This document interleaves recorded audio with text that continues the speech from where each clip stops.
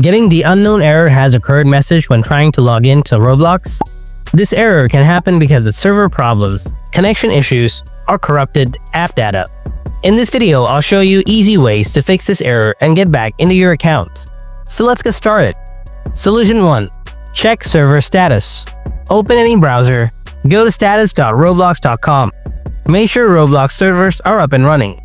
If there's an outage, wait until it's fixed. Step 2. Clear browser cache and cookies. Open your browser, click on the three dot, and find and click on Delete Browsing Data.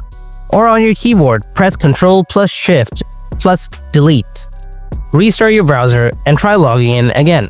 Step 3. Disable VPN or proxy. If you're using a VPN or proxy, turn it off. Roblox may block logins coming from VPNs or proxies. If you follow these steps, you should be able to fix the unknown error and log into Roblox. If you found this video helpful, then make sure to hit that like button and subscribe to my channel. Thanks for watching. I'll see you in the next video. Until then, stay tuned and take care.